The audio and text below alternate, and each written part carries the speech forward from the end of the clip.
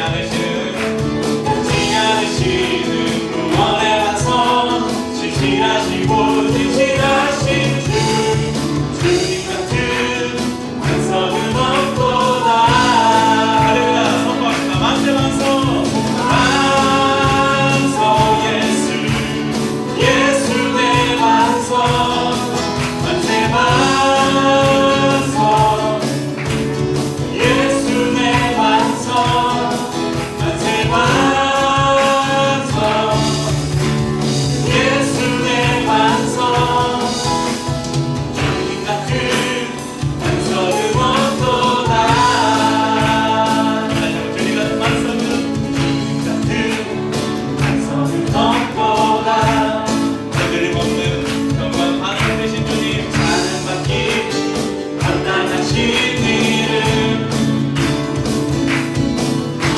변치 않으시는 무언의 완성 신실하시고 진실하신 주님 같은 한서는 없도다. 우리 함께 선포합시다. 그분은 만세 만성 만세 만성 예수 내 만성 만세 만성 예수 내 만성 만세 만성 예수 내 만성 주님 같은 한서는 없도다.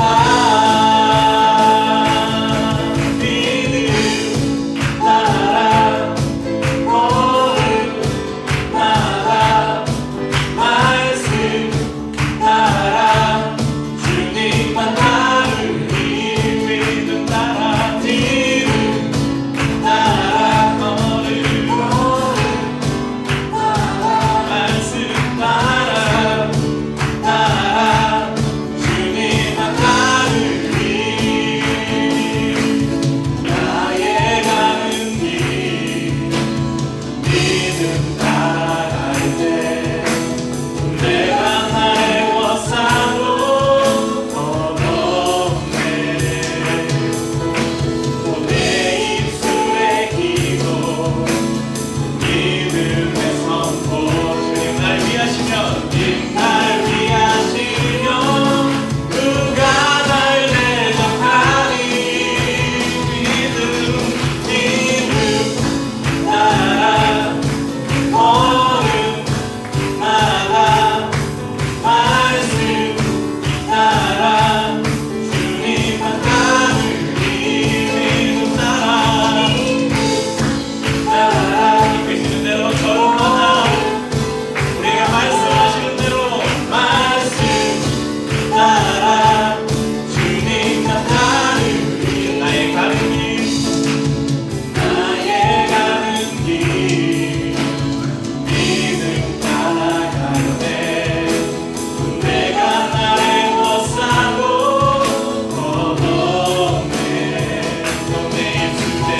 내 입술의 기도 믿음에서 우리 주님 날 위하시며 주님 날 위하시며 누가 우리 대적하겠습니까?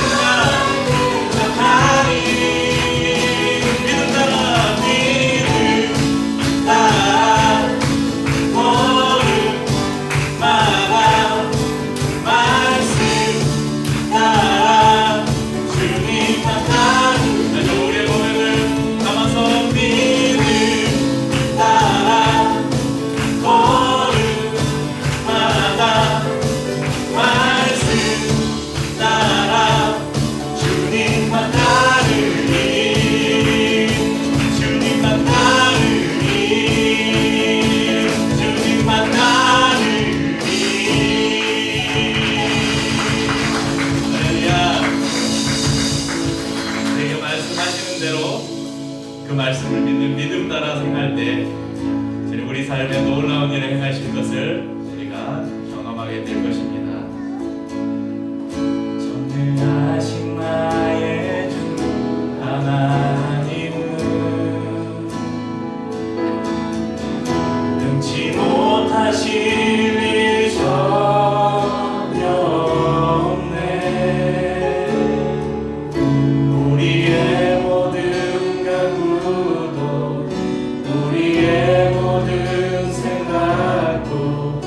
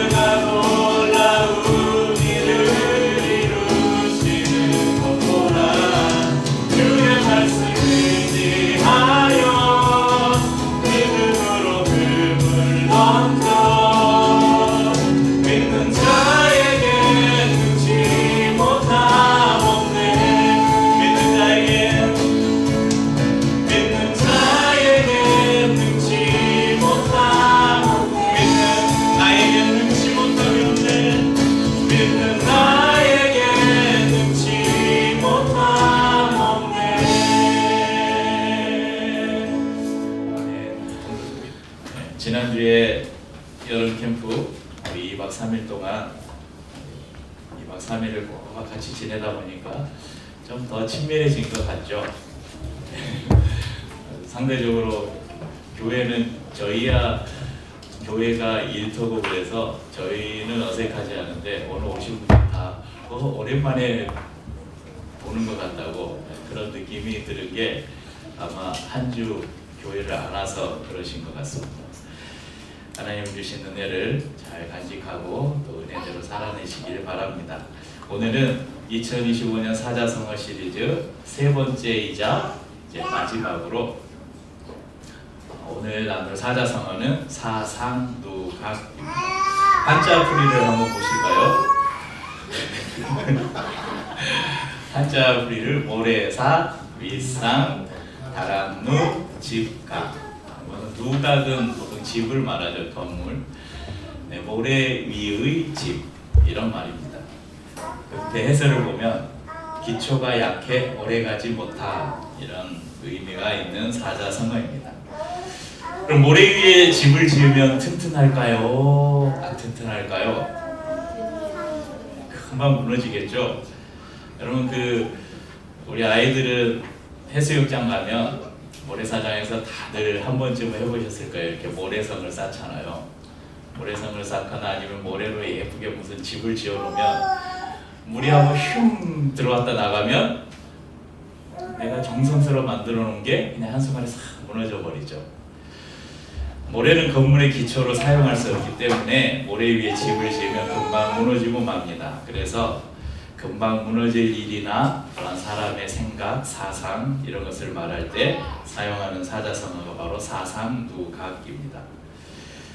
우리 성도님들도 잘 아시다시피 저는 목회와 함께 몇 가지 일을 함께 하고 있습니다. 평일에는 우리 바람길 카페에 제가 바리스타 자격증은 없지만 그래도 바리스타라고 불리는 사장입니다. 소리길 교습소의 원장이기도 합니다. 실용음악을 공부했고 또 악기를 가르치고 있습니다. 또 주일에는 이렇게 목회자로 여러분에게 또 말씀을 함께 나누는 일을 하고 있습니다. 또 목사가 되기 위해서 신학을 공부를 했죠. 그런데 정작 제 대학 전공은 지금 하고 있는 이 세 가지 일, 목회, 카페, 교습소 하고 전혀 상관없는 것을 제가 공부를 했어요. 저는 대학 때 토목공학을 전공을 했습니다. 저는 토목기사 1급 자격증 보유자예요. 얼마 전 저희가 찾아가는 예배로 계산동에 세빛교회 우리 같이 가서 예배 드렸잖아요. 그때 오강훈 목사님이 설교를 시작하면서 한참 동안 법 이야기를 하셨어요. 법 이야기를 한참 하셨는데 여러분들 저분이 왜 저러시나 하신 분이 계셨을지 모르는데 그분이 대학 전공이 법학과예요. 그래서 설교 도입부에 본인의 전공을 살려서 설교 시작을 이 법 이야기로 시작하는 것을 아마 기억하시는 분들은 기억하실 겁니다. 저도 설교 도입부에 제 전공을 좀 살려서 말씀을 드리려고 합니다. 토목공학 그러니까 흙토, 목, 나무, 목. 그래서 흙하고 나무 가지고 뭐 하는 거구나. 그래서 예전에 토목공학을 사람들이 아주 노가다학과 그렇게 많이 이렇게 졸업을 했어요. 그래서 제가 공부를 할 그 시기에도 제가 92학번인데 그 당시에도 이 과 이름을 바꾸려고 굉장히 여러 번 시도가 있었어요. 그런데 왜 번번이 실패했냐면 저기 위에 계신 분들 있잖아요. 토목공학 학회장 무슨 이런 사람들이 다 학위가 뭘로 있어요? 토목공학 박사 뭐 이런 걸로 있으니까 학과를 바꾸면 자기 과의 이름이 없어져 버리는 거죠. 그래서 그 과 이름 바꾸는 게 많이 힘들고 이제 이렇게 가면서 이제 이런 여러 학부들이 합쳐진 뭐 건설공학부, 산업공학부 이렇게 이제 이름이 바뀌기도 했는데 지금도 토목공학과가 있죠. 근데 원래 예전에는 지금은 많이 세분화됐습니다. 예전에는 우리가 보통 건축과 그다음에 뭐 조경학과, 도시계획학과 이게 다 토목공학 안에 있었어요. 그 안에서 전공을 나눠서 했었거든요. 근데 이 토목공학이라는 이름이 일제시대에 붙여진 이름이에요. 원래 영어로 토목공학을 뭐라고 하는지 아시는 분? 아시는 분 있으면 제가 선물을 하나 드려야 되겠어요. 옛날에 들었으니까 지금 적어가세요. 영어로 토목공학은 시빌 엔지니어링이라고 합니다. 그러니까 시빌이 뭐예요? 도시의, 시민의. 그러니까 사람의 생활에 필요한 모든 것과 관련된 학문이 바로 이 시빌 엔지니어링. 그래서 외국에서는 이 시빌 엔지니어링을 굉장히 내가 시빌 엔지니어링 전공했습니다 그러면 아주 그 전문가로 취급을 해줍니다. 우리나라는 토목공학에 있으면 그저 노가다는 이렇게 좀 비하를 하는데 그게 아니라는 거. 그러니까 토목공학이 하는 일은 도로를 만들고 다리를 놓고 댐을 짓고 공항을 만들고. 여러분 그 조그만 이런 집들은 건축에서 보통 해요. 근데 63 빌딩을 짓거나 롯데타워를 짓거나 이런 굉장히 큰 구조물들의 구조역학이 들어가는 데는 다 토목공학이 그 구조 설계를 합니다. 그래서 굉장히 공부할 때 힘들었어요. 무지 어려워요. 그런데 제가 그 공부를 하고 심지어는 여러분 1급 자격증까지 있다는 것입니다. 그런데 토목공학에서 가장 중요하게 여기는 게 뭐냐면 기초입니다. 기초. 도로를 깔든 거기에 어떤 항구를 만들든 공항을 짓든 큰 빌딩을 올리든 가장 먼저 하는 게 그 땅을 조사하는 거예요. 이 땅이 무슨 땅인지, 이 땅에 수분이 얼마가 있고, 이 땅에 재질은 뭐가 있고, 그래서 이 땅에 어떤 다리를 짓거나 건물을 올릴 때 그 하중을 버티기 위해서 기초를 어떻게 해야 될지를 가장 먼저 설계를 합니다. 기초를 튼튼하게 하지 않으면 그 구조물이 견고할 수 없겠죠. 사진을 하나 보여드리겠습니다. 어디일까요? 많이 건너 다녀 보셨을 거예요. 제가 이걸 원래 저희 여름 캠프 때 이거 이렇게 그림 한 조각씩 보여주면서 이거 맞히는 퀴즈 했잖아요. 그걸 만들려고 하다가 보여줘도 뭔지 모를 것 같아서 조금씩 보여주면 오늘 예배 시간 다 갈 것 같아서. 모르세요? 서해대교예요. 서해대교. 안 믿지? 그리고 이 가운데 이렇게 주탑이 있고 거기에 이렇게 와이어를 이렇게 연결해서 가운데 다리의 높이를 높게 해서 큰 배들이 지날 수 있도록 만든 교각의 다리의 형식을 사장교라고 합니다. 사장교.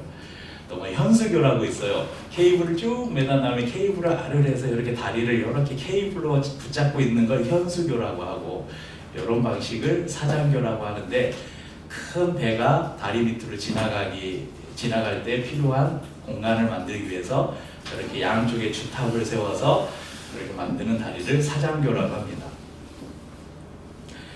여기 보면 저 사장교에서 제일 중요한 게 저 밑에 있는 기초예요. 기초. 저 주탑을 받치고 있는 기초. 두 번째 그림을 한번 보실까요? 그럼 조금 전에 보셨던 그 주탑의 한쪽 기초예요. 저게. 이게 얼마나 큰지 체감이 안 되시죠? 이게 운동장 몇 개 넓이에요. 여기 포크레인 보이세요? 타워 크레인들이 뭐 조그맣잖아요. 이 포크레인이에요. 사람이 서면 보이지도 않아요. 여기에 트럭들이 이렇게 다니면서 쉴 새 없이, 그러니까 바다에 판을 이렇게 막아서 판을 박아가지고 동그란 원년통을 만듭니다. 그래서 거기에 물을 다 퍼내고 거기에 흙을 채워요. 그런 동그라미를 여러 개 붙여서 가운데를 또 비워요. 가운데를 물을 파내고 거기에 철근을 넣고 콘크리트를 부어서 다리를 만듭니다. 다음 사진에 보시면 제가 저 현장에 있었다는 거 아닙니까? 지금 저희가 서 있는 게 아까 그 동그란 그 흙 위에 지금 서 있는 그 뒤에 막 크레인이나 이런 거 있잖아요. 저희가 어디 건설 현장이 아니라 지금 방금 그 바다 위에요. 그 기초 위에. 제가 어디 있는지 찾으셨나요? 1997년인가 저 대학교 3학년 때 사진인데, 감사한 것은 여기에 목사가 3명이 있어요. 네, 목사. 네? 제도 병기. 네, 그렇습니다. 이제 넘기고 어디였지? 네, 바다를 가로질러서 이 다리를 만들 때는 이 다리 위에 수많은 차들이 지나가잖아요. 차들이 지나가면 몇 톤의 차가 동시에 이 다리 위에 있을 경우가 있잖아요. 차가 정체되면 다리 위에 꽉 차가 있을 때 하중이 얼마가 될지. 차가 그냥 부드럽게 지나가는 게 아니잖아요. 가면서 막 덤프트럭 같은 거는 충격을 주죠. 그러면 충격이 줄 때 그 하중이 얼마인지, 그 충격이 계속 반복되고 우리가 피로 하중이라고 합니다. 그 하중이 얼마인지. 차의 하중만 있는 게 아니에요. 바람이 불면 옆으로 하중이 얼마가 받는지, 그리고 지진이 나면 땅에서 몇 도의 지진이 날 때 이게 버틸 수 있는지, 이것들을 다 계산을 해가지고 그러면 철근을 몇 가닥을 넣을지, 콘크리트를 얼마를 부을지, 이 기초를 만드는 거예요. 이제 성경으로 돌아갑시다. 너무 감탄을 하고 계신데 마태복음 5장에서 7장은 우리가 산 위에서 주신 교훈, 그래서 보통 산상수훈이라고 말합니다. 산상수훈은 믿지 않는 사람들에게 이렇게 살아라 하고 주신 말씀이 아니라 예수를 믿고 하나님 나라의 백성으로 결단한 사람들이 너희가 하나님의 나라의 백성으로 살려면 이렇게 살아라 하고 주신 교훈이 바로 산상수훈입니다. 그리고 미래에 너희가 나중에 죽어서 천국에 가면 천국에서는 이렇게 살아야 된다 이렇게 말씀하신 게 아니고, 이 땅에서 하나님의 나라가 이미 이 땅에 임했으니까 이 땅에서 너희가 하나님의 나라의 백성으로 어떻게 살아야 되는지 가르쳐 주신 그 교훈이 바로 산상수훈입니다.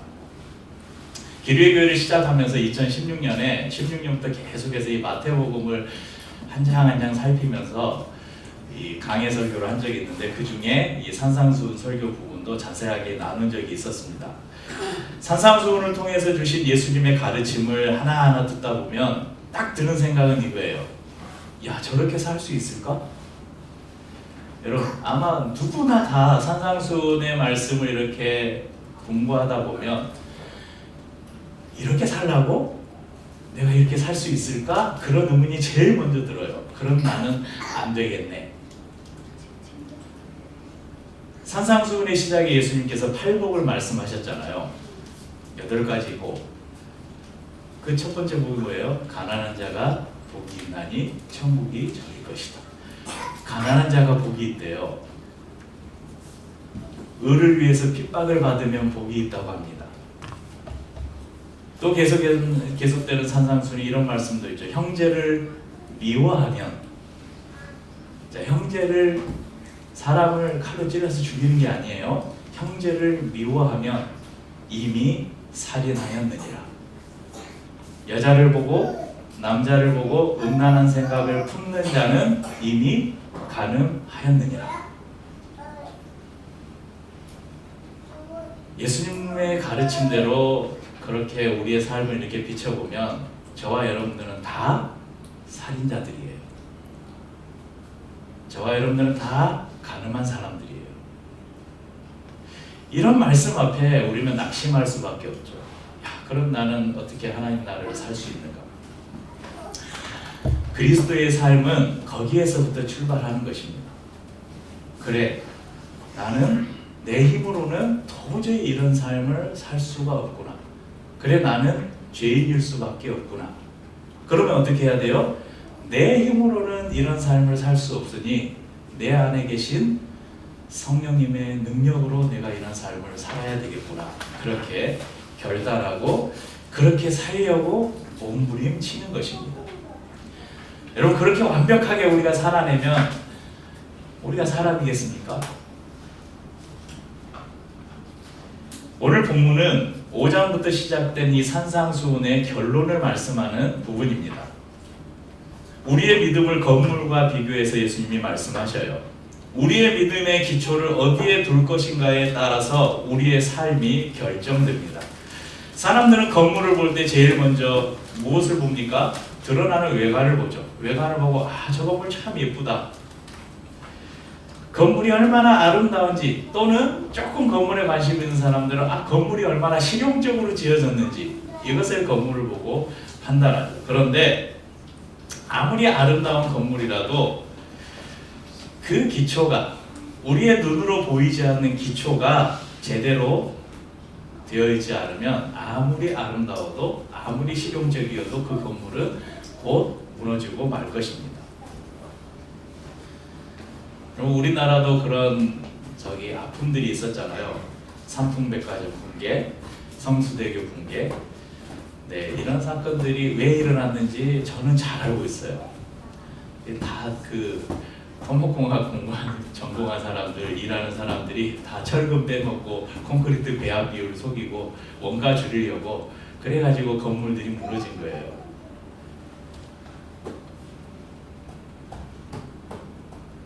우리가 집을 짓는다면 어떤 집을 짓겠습니까? 예배 안내 포스터에 그런 그림이 있었잖아요. 한쪽은 모래 위에 집이 있고, 다른 한쪽은 바위에 집이 있고. 모래는 지금 바람이 부니까, 비가 오니까 이렇게 기초부터 무너지고 있잖아요. 바위 위에 지어진 집은 튼튼하게 지금 견고하게 서 있죠. 표를 하나 보겠습니다. 지혜로운 사람과 어리석은 사람이 있는데 둘 다 집을 지었어요. 지혜로운 사람은 반석 위에다 집을 지었고 어리석은 사람은 모래 위에다 집을 지었습니다. 어느 날 강한 태풍이 왔어요. 비가 내리고 창수, 곧 하천들이 넘쳐 흐르고 바람이 심하게 불었습니다. 반석 위에 지은 집은 견고해서 무너지지 않았지만 모래 위에 지은 집은 다 무너져 버렸습니다. 이 표가 오늘 저희가 읽은 본문의 말씀을 그냥 한 장의 표로 만든 거예요. 여기서 중요한 것이 있습니다. 반석 위에 집을 지은 사람을 지혜로운 사람이라고 하셨는데, 그러면 반석 위에 집을 짓는다는 게 어떤 의미이냐 이거예요. 설마 예수님께서 지금 우리에게 토목을 가르쳐 주려고 지금 이 말씀을 하는 게 아니잖아요. 이 예수님께서 비유로 말씀하신 것은 우리의 삶을 말하는 거예요. 우리의 삶을 어떻게 하면 반석 위에 지을 것이냐, 세워갈 것이냐. 24절에 보면 그러므로 누구든지 나의 이 말을 듣고 행하는 자는 반석 위에 집을 지은 사람이다. 그러니까 우리가 반석 위에 무너지지 않는 집을 짓기 위해서는 어디에다 지어야 된다고요? 이 말을 듣고 행하는 것. 이것이 바로 반석 위에 집을 짓는다는 것입니다. 여러분, 첫 번째는 들어야 돼요. 이 말을 듣고, 이 말은 하나님의 말씀입니다. 하나님의 말씀을 들어야죠. 믿음은 들음에서 난다고 말씀하셨으니까요. 말씀을 듣고 배우는 것은 우리의 신앙의 기초와 믿음의 기초를 다지는 것입니다. 그런데 이것만으로는 튼튼한 집을 세울 수가 없어요. 중요한 것은 그 다음에 나와요. 듣고 행하는 자는. 말씀을 들은 대로 배운 대로 행하지 않으면, 살아내지 않으면 그것은 성경은 죽은 믿음이다, 이렇게 이야기합니다. 수많은 교훈을 듣고 하나님의 말씀을 듣고 여러분 아침마다 큐티를 하고 성경을 읽고 찬양을 불러도 우리의 삶이 거기서 끝나버리면 조금의 비가 오고 바람이 불어도 곧 넘어져 버리는 그런 약한 믿음이 될 것입니다.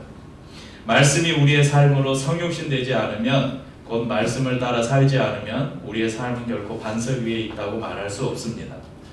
오늘 예수님께서 말씀하시는 것은 우리의 믿음, 교회당 안에, 교회에 왔을 때 있는 우리의 믿음을 말씀하는 것이 아니라 우리가 이 교회문을 나가서 각자 여러분이 살아가는 삶의 현장에서 그 현장이 반석이 되기를 원하신다는 말씀입니다. 말씀을 듣고 배우는 것 아주 중요합니다. 우리가 오늘도 밥 먹고 성경 공부를 할 건데, 바이블 에셋을 공부하면서 여러분 졸지 마시고 열심히 공부하세요. 말씀을 듣고 배우고 하나님을 알아가는 것 너무 중요합니다. 알아가지 않는데, 말씀이 어떤 말씀인지를 모르는데 어떻게 그 말씀대로 살아요? 제일 먼저 해야 될 것은 말씀을 듣는 것이죠. 그런데 거기서 끝나는 것이 아니라 그 말씀이 우리의 삶으로 실천되어야 한다는 것입니다. 우리를 통해서 보여지는 외적인 종교적인 모습 중요합니다. 다른 사람들에게 그리스도인의 이런 외적인 종교의 모습, 밥을 먹을 때 우리가 식사 기도를 하고 먹는다든지, 아니면 교회에서 짬이 날 때 우리가 성경을 본다든지, 외적으로들 저 사람이 그리스도인이구나, 이런 모습도 중요합니다. 그러나 더 중요한 것은 우리가 그 말씀을 들은 그 말씀대로 살아내는 것입니다. 야고보서 2장 17절에 이렇게 말씀합니다. 이와 같이 행함이 없는 믿음은 그 자체가 죽은 것이다. 그 밑에 26절에는 영혼 없는 몸이 죽은 것 같이 행함이 없는 믿음은 죽은 것이다. 이렇게 말씀합니다. 행함으로 우리가 구원받는 것은 아니지만 행함은 믿음을 전제로 하고 있기 때문에 우리가 참 믿음 안에 거하고 예수님의 말씀을 받은 사람들이라면 그 말씀대로 살려는 치열한 삶의 노력이 있어야 한다는 것입니다. 자주 삶이 흔들리십니까? 내가 믿는 믿음이 의심이 되십니까? 내 삶이 모래성 위에 지어진 집처럼 불안하십니까? 그렇다면 이제는 행하십시오. 예수님의 가르침을 하나하나 다시 곱씹어 보시고, 그렇게 사는 것이 불가능해 보이고 손해보는 것 같아도 주신 말씀대로 살아보려고 몸부림쳐 보십시오. 그렇게 살아가다 보면 문득 내 삶이 나에게 이런 힘들고 어려운 고난이 왔는데 내가 그래도 믿음에서 떠나지 않고 내 믿음을 잘 지키고 있구나, 이런 것들을 아마 그런 여러분의 모습을 발견할 수 있을 것입니다. 오늘 사자성어 이 사상 누각에서 모래 위, 이 모래 위라는 것은 다른 말로 하면 행함 없는 믿음, 저는 그렇게 이야기하고 싶습니다. 머리로만 알고 머리에서 우리가 아는 이 하나님, 우리가 아는 이 지식이 우리의 가슴으로 내려와야 되는데 내려오질 않아요. 여러분, 하나님을 아는 것은 누가 제일 잘하는지 아세요? 여러분보다 하나님을 잘 아는 존재가 있어요. 귀신들. 성경에 그래요. 야, 너희가 하나님을 아는 것, 너희보다 더 잘하는 존재가 있다. 귀신들도 하나님을 알고 하나님 앞에서 떤다 그랬어요. 그런데 귀신들은 사탄이 하나님을 사랑하지는 않죠.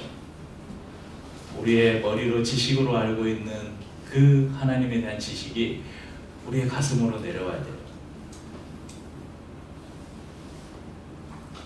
우리가 캠프에서 너는 나 외에 다른 신을 내게 있게 하지 말지니라, 이 말씀을 신명기에서 다시 재해석할 때 뭐라고 재해석했다 그랬어요? 너는 마음을 다하고 뜻을 다하고 목숨을 다하여 내 하나님을 사랑하라. 알아요. 다른 신을 내게 있게 하지 말자. 신을, 그래, 우상을 섬기면 안 돼. 거기서 끝나면 안 되죠. 그게 우리의 가슴으로 내려오면 하나님을 사랑하게 되죠. 근데 여기까지도 여기서 끝나버리면 안 돼요. 한국교회가 지금처럼 위기를 맞고 있는 게 여기에서 끝나버렸어요. 그래서 교회에 오면 눈물을 흘리고 손을 들고 막 찬양하고 기도하고, 교회 안에서는 형제님, 자매님, 집사님, 장로님 하면서 막 서로 간쓰게 다 내줄 것처럼 막 서로를 막 섬기고 사랑하고, 그런데 밖에 나가면 야, 집에 가면 안 믿는 남편한테, 안 믿는 아내한테 살림을 이것밖에 못해, 아이 돈도 못 벌어와, 야 이놈 새끼야 공부해라 이런단 말이에요. 그러니까 우리가 아는 하나님에 대한 지식이 우리의 가슴으로 내려와서 그 다음 뭐 해야 돼요? 우리의 손과 발로 이것이 옮겨져야 한다는 것입니다. 사랑하라고 했으면 사랑을 해야 되고요, 섬기라고 했으면 섬겨야 돼요. 그래서 그 야고보서의 그 대표적인 말씀 있잖아요. 형제가 헐벗고 굶주려 있어요. 그 형제한테 가서 얼마나 배고프니? 여기 너 중학생이라고 했지. 요즘 힘들지? 힘내. 잘 될 거야. 이게 나한테 도움이 돼? 하나도 안 돼. 뭐 해야 돼요? 내가 밥이라도 한 끼 사줘야지. 밥 한 끼 사주면서 그래 힘들지? 잘 이겨낼 거야. 이렇게 해야죠. 전화라도 한 통 하면서 뭔가 내 시간과 물질과 수고를 들여서 이걸 표현해야지 이게 영향이 있죠. 그러니까 야고보서에서 그렇게 말씀하잖아요. 그게 무슨 소용이 있냐? 야, 네 지금 나한테 먹을 거 있지 않냐? 그걸 줘야지. 야, 배고프지? 힘들지? 좀만 견뎌봐. 하늘에서 먹을 게 뚝 떨어질 거야. 그거는 죽은 믿음이다. 이렇게 말씀하는 거예요. 살아있는 믿음은 네가 지금 네 쌀독에 쌀이 있지 않냐? 네 지금 지갑에 돈이 있지 않냐? 그걸 줘야지. 그게 살아있는 믿음이라는 거예요. 가슴으로 뜨겁게 주님을 사랑하고 가슴으로 뜨겁게 지체들을 사랑하며 그 사랑을 우리의 손과 발을 통해 나타낼 때 우리의 믿음은 튼튼한 반석 위에 세워진 지처럼 흔들리지 않을 것입니다. 또한 주님의 교회도 흔들리지 않을 것입니다. 행함이 없는 믿음 때문에 한국 교회가 저는 지금 이처럼 흔들리고 있다고 생각합니다. 비록 적은 수가 모였지만 우리 기류의 교회가 또 우리 성도님들의 삶이 여러분의 믿음이 정말 이 행함 있는 믿음을 통해서 들은 말씀대로 살아내는 이 삶을 통해서 견고한 반석 위에 세워지는 은혜가 있기를 주님의 이름으로 축복합니다.